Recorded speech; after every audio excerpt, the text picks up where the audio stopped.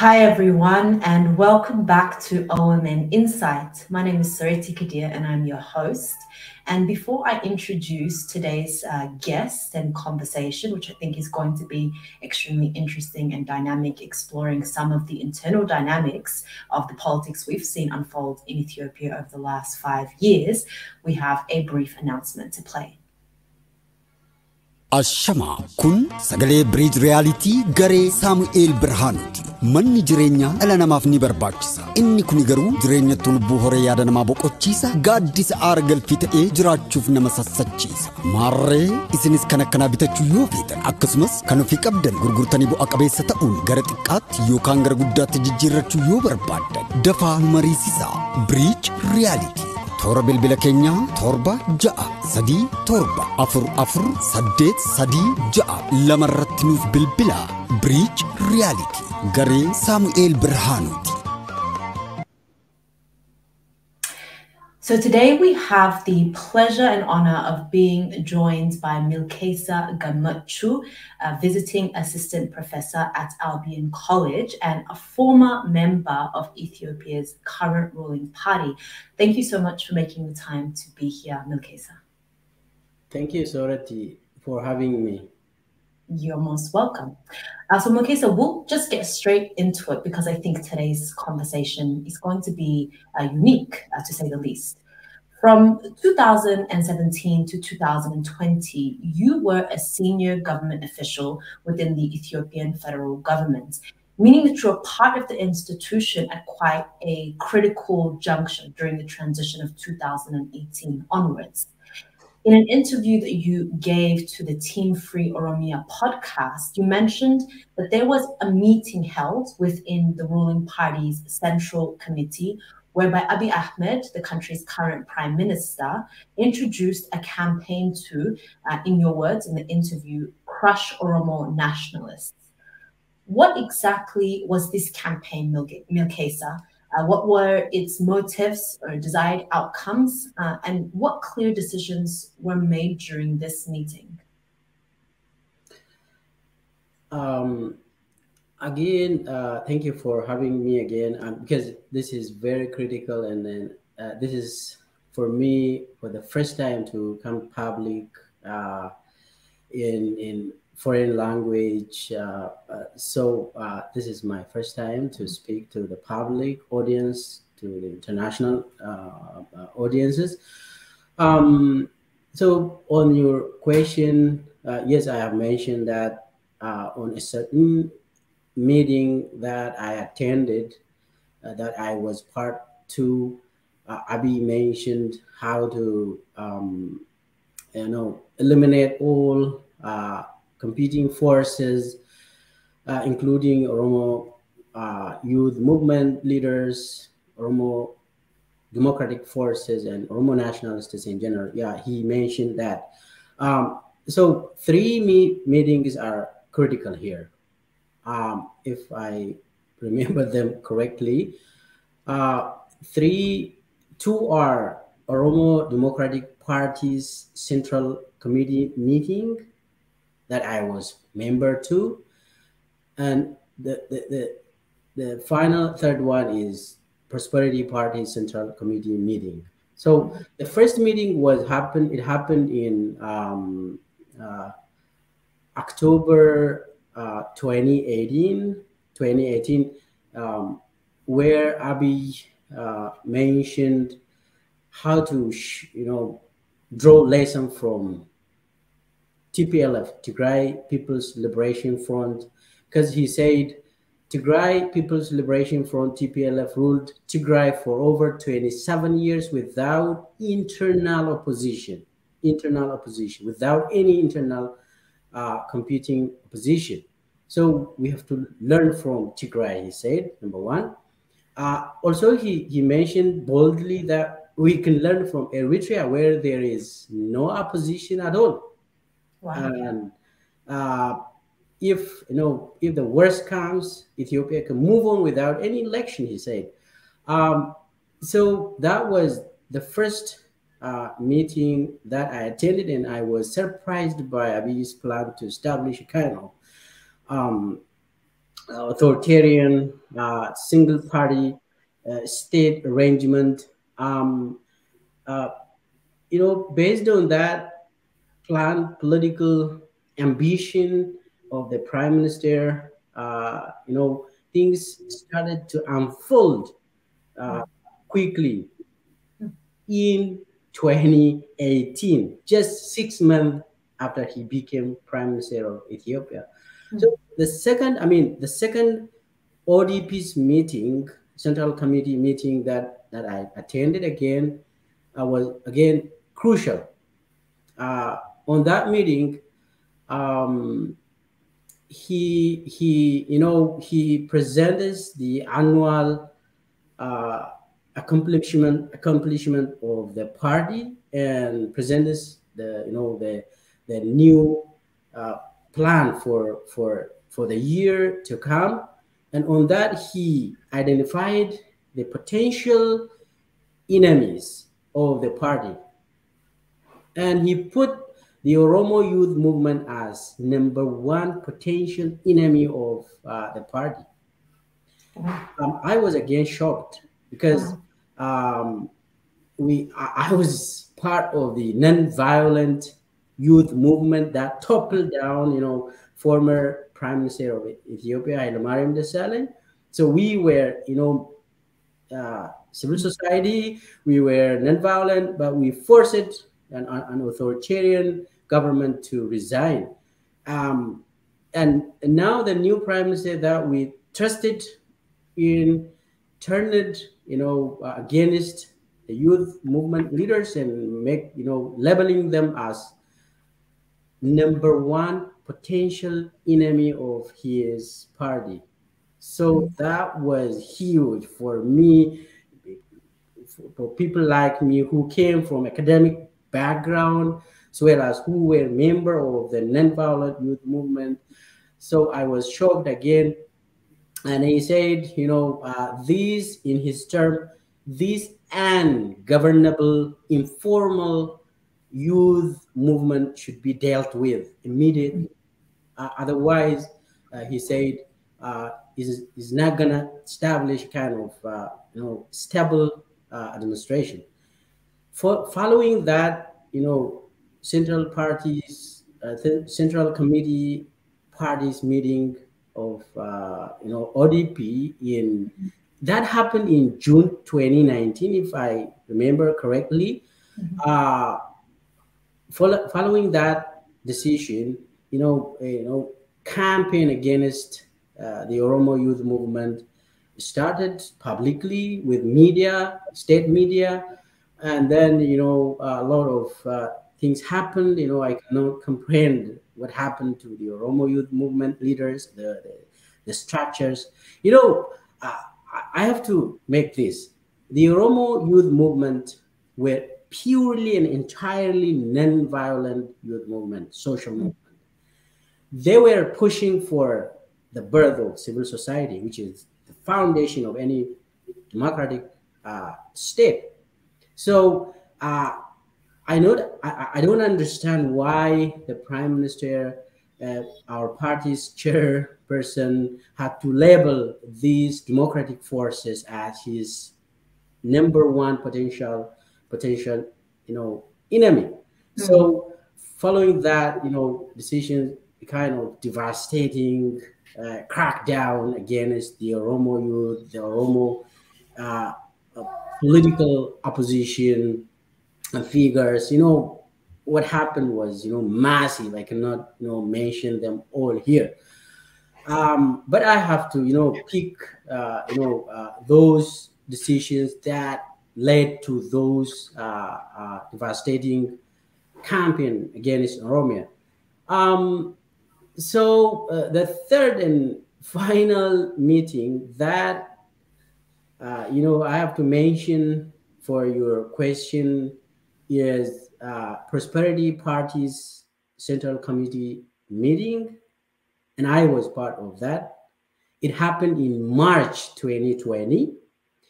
As we all remember, COVID pandemic. It was global pandemic that broke out, and then Ethiopia had to have its own national response, team, a kind of decisions and measures what to take to protect the people of Ethiopia. So in March 2020, Abiy gathered the Central Committee of the Prosperity Party to discuss how to, cope up or, save the people from this pandemic. So he gathered us. That meeting was the last meeting that I attended. That was the last time I was part of the government, part of the party. So in that meeting, he tabled two agendas. The agenda is often come printed as a booklet. You cannot take them out. You could read them there and have note whatever, but you are not allowed to take the entire booklet to the public. So two agendas were tabled. The first agenda was how to postpone national election using COVID as a pretext. Wow. So he presented the booklet, presented the strategy that was devised, and that was amending the constitution and constitutionally or extra constitutionally. So that happened. And the second one was very, again, dangerous decision. As far as I know, it was how to use COVID pandemic to eliminate all armed and unarmed opposition, distant voices in Ethiopia, which include in Oromia and other parts of the country. So the second was devastating again. In March 2020, therefore, based on the party's central committee meeting decisions passed, and then state of emergency was declared, and a lot of measures taken.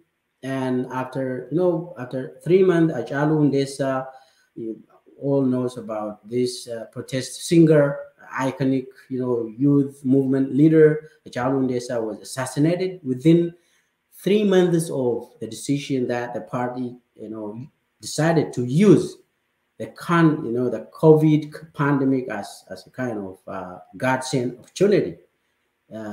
So Achalu was assassinated, and then using the assassination of Achalu again was, as a pretext, was devastating again against particularly the Oromo youths, the Oromo nationalists, the Oromo opposition parties. Remember what happened. So this the idea of Oromo nationalism was kind of every Oromo democratic forces are seen as Oromo nationalists, and they are seen as potential enemy for Abiy, because Oromo nationalists demand democracy, demand the transformation of state-society relations as far as the Oromo is concerned, because Oromo is always and has always been under state of terror, state of surveillance ever since they were incorporated into the Empire State of Ethiopia at the end of 19th century. So the Oromo nationalists demand democracy. And Oromo democratic forces, including the youth movements that were purely non-violent, demanded a democratic transformation in Ethiopia, and they have specific questions to be responded by the government of Ethiopia. So they shouldn't have been, labeled and regarded as enemy, but they should have been seen as, forces of democracy and civil society. But however, that goes kind of wrong according to Abiy's political vision and dreams. So with as far as I remember, those three key turning turning point is, or meetings in general led us to the catastrophic campaign and attacks against the Oromo public, the Oromo youths, and that led to the crisis, security, economic crisis that we see now in Ethiopia, particularly in Oromia. So the whole purpose for your question, the whole purpose of this attack against Oromo youth movement and nationalists is to establish a kind of one-man rule of Abiy, or an authoritarian styled, government for Abiy. That was the purpose of attacks made orchestrated against the Oromo democratic forces. So, in my assessment, it looks that Abiy has damaged, much of the resources, much of the youth movement leaders, and everything that Ethiopia could have used positively. So for me now, it is crisis for the entire peoples of Ethiopia, entire Oromo nation in Ethiopia.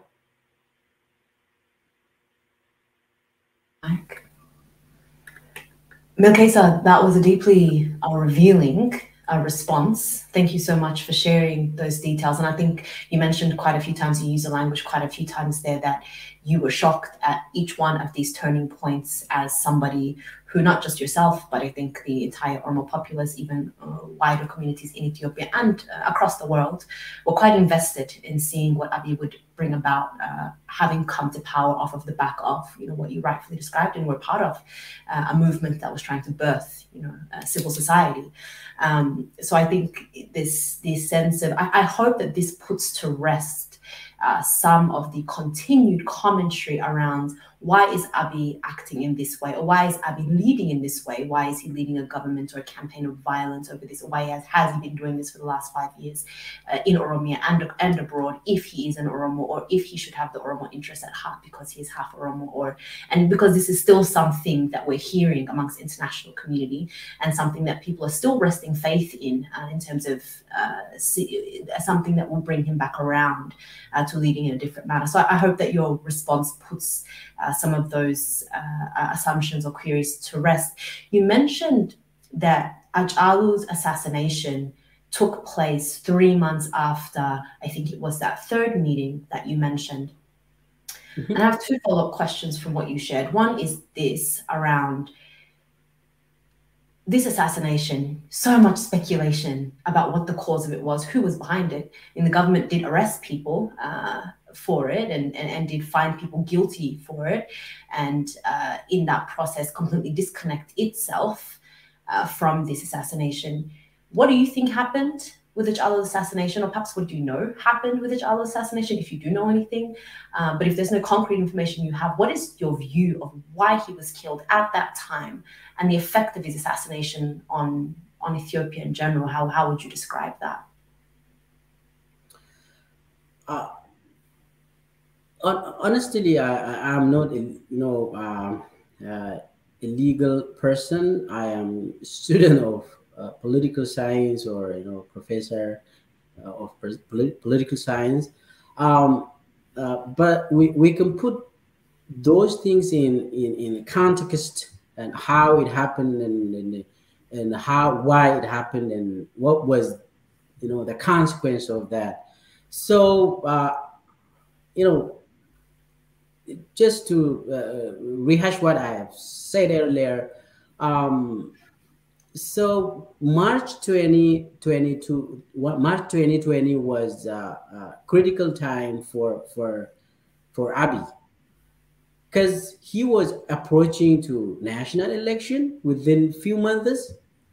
But he had this political dream of becoming a king, the 7th king of Ethiopia. Publicly he says he wants to be a king, like emperor. So therefore, the government has to take serious measures against dissent voices and or postpone elections and conduct wars if necessary to sustain its government, establish its government, or gave birth to a kind of dictatorship. So as part of this movement, Achalu was assassinated. There were a lot of high profile assassinations in Ethiopia. No one conducted independent investigation to them, starting from the assassination of the engineer who designed the Ethiopia's Renaissance Dam. Engineer Semenyo Bakale was assassinated. No one was held accountable. No one made a kind of, at least partial investigation was not made. And then a lot of other I remember General Sare Makonnen was assassinated. Uh, um, he was chief of staff of the National Army of Ethiopia, and also the president of the Amhara region was assassinated. You know what? High profile people will die in Ethiopia. They will get assassinated, but no one is held accountable. No investigation is made and made public. No one knows. Then the assassination of Ajalo is not different from the secret assassinations in Ethiopia. The pattern is obvious. You know, somebody would be assassinated, and then people will talk about that, and then people will forget. That is how the playbook of the regime works. So Achalu was assassinated in this context. And after Achalu's assassination, a massive crackdown happened against Oromo youths, Oromo political figures. From arresting massively to killing extrajudicially. What happened in Ethiopia, what happened in Oromia endangered Ethiopia in general. So after the killing of Achalun Desa, there was again war in Tigray. The war in Tigray happened, 5 months after Achalun Desa was assassinated. So the general trend of the crisis after crisis after crisis rule of Abiy was obvious. But I'm not saying that I don't have concrete information, concrete evidence that X killed Y. But the overall general trend suggests that crisis is obvious under Abiy's rule, and people will die, senior people will be killed, and without any investigation, again another crisis will come.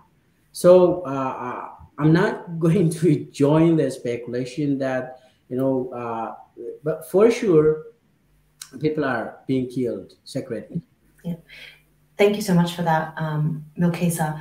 You left the party 2 months after this last meeting. You left in June 2020, if I'm not mistaken. And in the interview that you did with the Team Free Oromia podcast, you kind of just off the cuff mentioned that there was a meeting that you had at that point in June where you said, well, Abiy told you everything, or there were things that you were told, let's say. And also, in conversation we've had, you named or you labeled, you've used language of there having been a purge of people from the party internally. Yourself, you also mentioned the Mama Gersa. What happened particularly? I mean, I can imagine that all of these events that you've mentioned over the years that you were part of the government probably led to you making the decision to leave. But was there something in particular that happened in that June period that had you make the decision to leave? And was that connected to other people also being either removed from the party or leaving the party? This is very nice question that I have to respond appropriately. Um, so honestly, it was us, meaning me, myself, and there were people particularly allied with Lama Magarsa, the former president of Oromia, and the then chair person of the ruling party of Oromia, the Oromo Democratic Party, ODP. We were all together, and we it was us who initially, withdrew from the party and it is entire political decision making process. So we left before they suspend us. So once we refused to join them and accept their rule, new values. So they finalized what we wanted. We wanted to be out of this process. Then what they made was what we need. That was not surprising to us. So to come to your question, particularly two major political developments created disagreement between us, particularly led by Lama Magarsa on the one hand and Abiy Ahmed on the other hand. Our difference started, number one, on Abiy and his team's unwillingness to end the kind of the age-old or century-old uh, state terror in Oromia. Our plan or our policy initially was to transform the relationship between the Oromo people and the Ethiopian government, the Ethiopian state, which has been, state of terror, state of policing, state of surveillance. As I've said earlier, the Oromo, ever since they were incorporated, conquered by Milkessa in the last quarter of 19th century, were ruled by terror, I can say. So the Ethiopian government continued to suspect the Oromo people and their identity. If you are Oromo, the Ethiopian government will, surveil you. I mean, kind of suspect you. There is no mutual trust between the Oromo public and the Ethiopian state. So Lama Magarsa and his team, including myself, were willing to transform this type of adversary type of relationship. It should end at some point, and the Ethiopian state system should incorporate. I mean, it should include the sense of Romaness in itself, and the state, the Ethiopian state, and the Oromo relationship should not continue in such a way that the Oromo are continuously and constantly being terrorized, being ruled by force, coercion. So the plan was to transform this. So Abiy was unwilling, and publicly he was unwilling, and his new team that he created were also unwilling to transform this type of century-old oppressive type of relationship. So with this disagreement, this forced us to leave the party. If we all, I'm sure we all remember the establishment of the Oromo Leadership Coalition, what we call Gaaddisa Hooggansa Oromo. This was established with all Oromo parties coming together to transform the political situation in Oromia. So they created Gaaddisa Hooggansa Oromo, the Oromo Leadership Coalition, and Lama Magarsa was selected as the chair of that coalition, because at the time Lama was the president of Oromia, and later he became defense minister, but he continued to serve as a chair of that type of coordinating Oromo forces and making the Oromia government a kind of inclusive unity regional government. So on the side of Lama Magarsa, there was open commitment and devotion to transform the securitized relationship between the Ethiopian government and the Oromo public. However, this coalition was dissolved and aborted by the Prime Minister Abiy Ahmed himself when he removed Lama Magarsa and replaced himself. And finally now there's no Oromo leadership coalition in Oromia or in Ethiopia. So this was one of the key major political development that forced us to withdraw from the party and its political movements, and then and the party officials should keep on and finalize the purging process. And the second and most important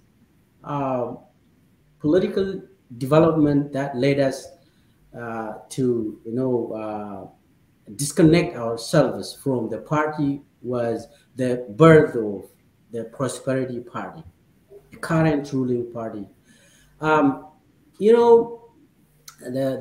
current ruling party of Ethiopia, Prosperity Party, was created by Abiy with a dissolution of previous regional based, semi-autonomous ruling parties, and he hurried to dissolve the EPRDF coalition as well as regional parties and creating a kind of an outfit national party state, which makes him kind of the sole one person commanding everything in Ethiopia through party channel. So we opposed this movement, and particularly Lama was strong in opposing this movement.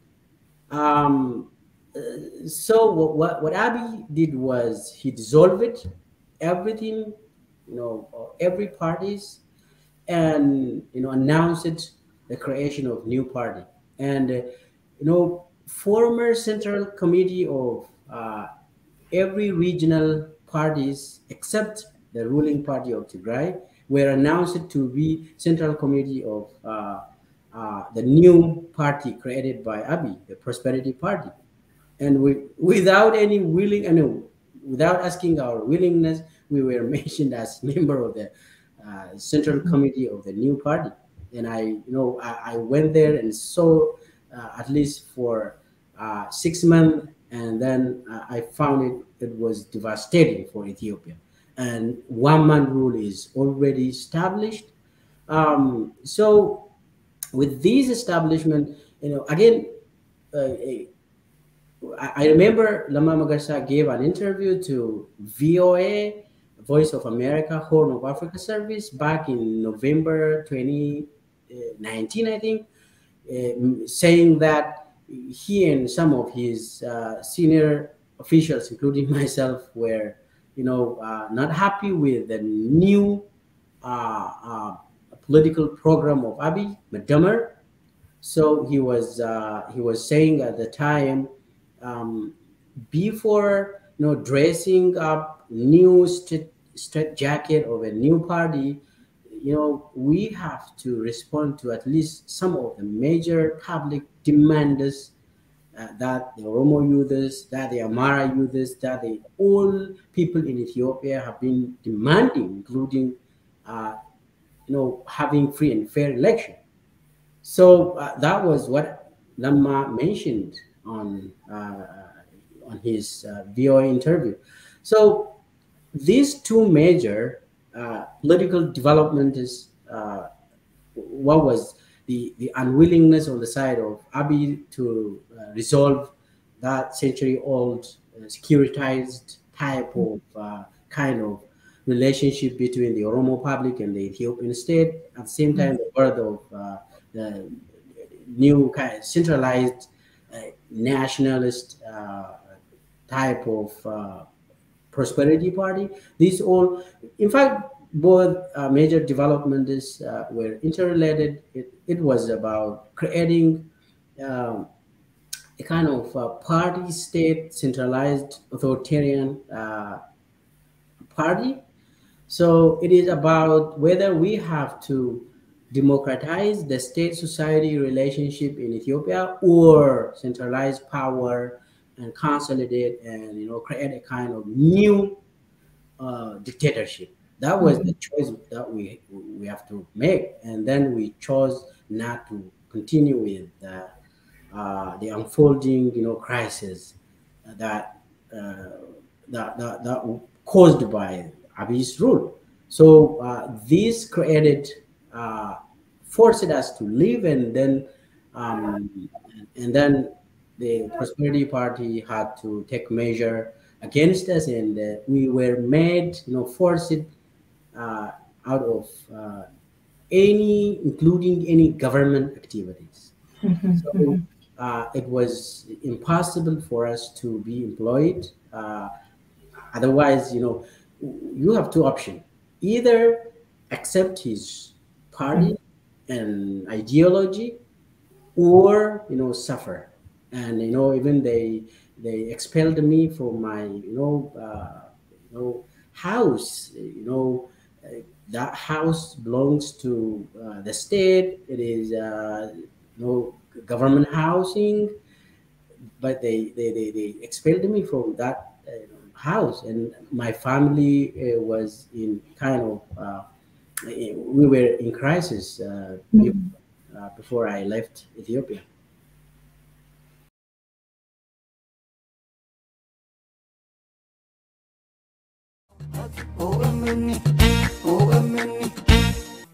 حواس أورمو كندا مقالا إدمنتني في نانو سيجران تمر Hawaasni Oromoo biyya Kanadaa magaalaa Edmonton jiraatu koree qindeessituu deeggarsa uummataa OMN wajjin ta'uun وتبجي دقدمي أفر برك ولا ما في دقدمي سديد قافة يا سنبت درا واري بودم ساعتي لما إرى إيقلون هنگ ساعتي سقلي سقنطا تمس OMN في مري حواسا قفيسون إسنفرني جرو ماري Hawaasni Oromoo magaalaa Edmonton fi naannawa ishii jiraatan martu sagantaa kanarratti akka hirmaattaniif waamichi dhiyaateeti jira. Tumsa deeggarsa Oromiyaa miidiyaanii ture biyya Kanadaa magaalaa Edmonton adda kan taasisu. Maatiin Oromiyaa miidiyaa neetwork baay'inaan irratti argamuuf qophii xumuruu isaaniiti. Maatiin OMN Daayireektar olaanaa OMN Dajanee Guutamaatiin durfamu. Teeknishaana OMN Abdii Jamaal. Gaazexeessaa Usmaan Baayyuu. Gaazexeessituu Faayizaa Iliyaas. Gaazexeessituu Na'imaa Umaru. Gaazexeessaa Usmaan Abdulaxiifii fi keessummoonni biroo sagantaa kanarratti ni argamu. Teessoon Central Leons Recreation Center 11113 Street Edmonton ABT 5G 0EG akka ta'e. Koreen qindeessituu deeggarsa uummataa OMN beeksisee jira. Odeeffannoo dabalataatiif lakkoofsa bilbilaa kanneeniin koree qindeessituu sagantichaa qunnamuu dandeessu. 178 duwwaa 2 duwwaa 154 158 duwwaa 721 dhimma Oromoo fi Oromiyaa irratti waloon haa mari'annu. Anis Atis cufti keenyaahu OMN tumsuudhaan qabsoo saba Oromoo haa tumsu. koree qindeessituu sagantichaa Edmonton, Alberta, Canada.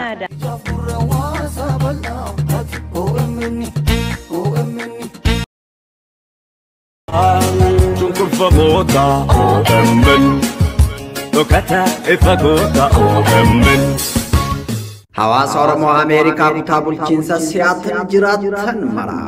Hawaasni Oromoo Ameerikaa kutaa bulchiinsa Seattle adoolessa 8 bara 2023 waaree booda sa'aatii 2 irraa jalqabuun sagantaa tumsaa OMN fi marii hawaasaa qopheessanii isin eegaati jiru. Deeggarsa miidiyaa walabaa fi sagalee cunqurfamtootaa OMN marii hawaasaa kana irratti uummanni Oromoo Ameerikaa kutaa bulchiinsa Seattle daandii ishii jiraatan martuu affeeramtanii jirtu jedhu koreen qindeessituu sagantichaa.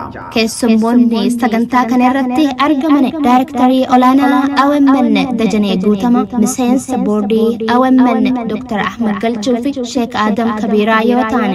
Gaazexeessitoota gameeyyii OMN Asiyaa Muhammad, Tasfaayaa Aminaa fi Mahadii Junaydii sagantaa tumsa miidiyaa walabaa fi marii uummataa kana irratti ni argamu. Teessoon teenya 3515S Alaska Street, Seattle. Odeeffannoo dabalataatiif lakkoofsa bilbilaa kanaan koree qindeessituu sagantichaa dubbisuu dandeessu.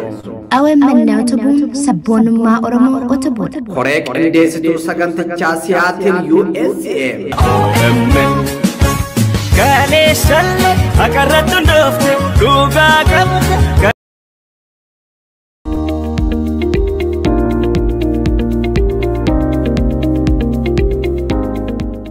From February this year, we have been bringing you content in the English language that has been covering the political, social, and economic realities of Ethiopia and the wider Horn region. We have had the pleasure of bringing you thought-provoking analysis and powerful stories to help us better understand the issues our region faces and what steps can be taken to solve these issues. As we continue to produce this content on our show OMN Insights, we're also excited to announce that we will be bringing you bi-weekly news bulletins in the English language. This means that we will now be airing a total of 3 English segments a week on the Oromia Media Network. I want to encourage you to tune in wherever it is you watch OMN content on Tuesdays and Thursdays for our news bulletins, and continue to watch and share our weekly program OMN Insight, hosted by me, Soreti Kadir. If you want to support our work through sponsorship, I also encourage you to get in touch with our team.